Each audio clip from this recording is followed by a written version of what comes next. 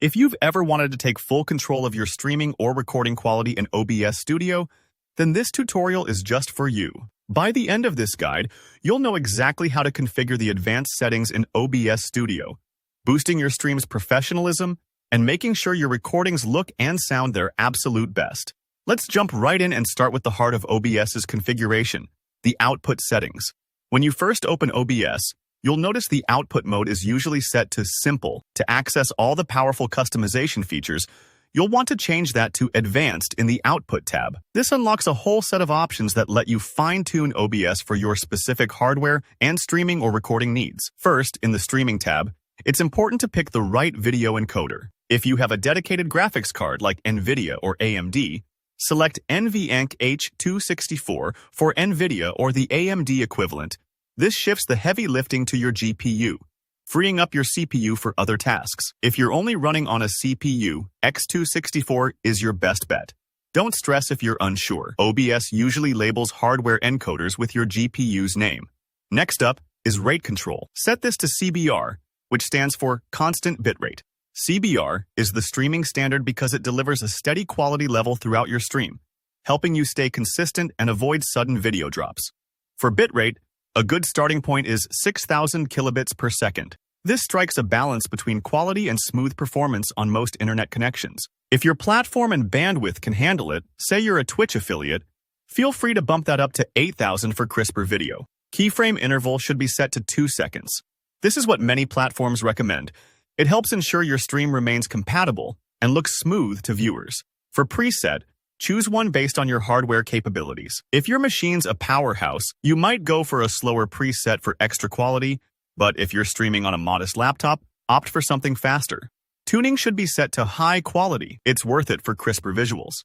And for profile, high is your go-to, unlocking the most advanced video features your encoder supports. Switching to the recording tab, there are a few important tweaks. For recording format, MP4 is widely supported and reliable. However, to make sure your footage isn't lost if OBS crashes, enable automatically remux to MP4. It's a simple safeguard, and it saves a lot of headaches later. For rate control, you can use CQP or VBR, both of which are well suited for local recordings. With CQP, the lower the value, the higher the quality. Something like 16 works great if you want sharp recordings. Because storage isn't as tight a constraint as streaming bandwidth, feel free to set a higher bitrate. Your hard drive is your only real limit. If you want absolutely flawless near-professional quality, you can try lossless. But keep in mind that file sizes can balloon quickly. Think hours of editing for huge files. Otherwise, set your recording quality for a sensible balance. Just like in streaming, choose the best available video encoder. Keyframe interval remains set at 2 seconds. Preset is again about striking that balance between power and quality, and tuning and profile should be set to high quality and high, the same principle as before. Don't overlook your audio settings. Increasing the audio bitrate to 320 kbps will give you much cleaner sound, making your voice and game audio more pleasing for your viewers. OBS's default AAC encoder is great for most users. Unless you're producing ultra-high fidelity music streams, higher settings aren't really noticeable. Now, let's touch on other advanced settings that help tie everything together. Your base canvas resolution defines the area you're recording, like your desktop or gameplay window. Your output scaled resolution is the final result that viewers see. If your system's struggling or you want to save bandwidth, you can downscale here. For the best downscaling quality, choose the Lanczos filter. It's like using a professional lens to keep your image sharp even when shrinking it. Hotkeys are massively underrated in OBS. By spending a few minutes setting keybinds for actions like starting and stopping recordings, you can run your stream more smoothly. No need to Alt-Tab or click around awkwardly. A few thoughtful shortcuts really make live production easier.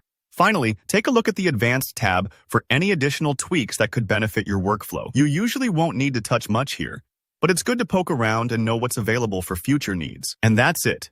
You now know how to configure all the advanced settings in OBS Studio for both streaming and recording. Take your time with each step and feel free to try out different presets and bitrates to find your own sweet spot. If you found this tutorial helpful, please hit that like button and drop any questions in the comments below. And of course, don't forget to subscribe for more in-depth guides just like this. Happy streaming!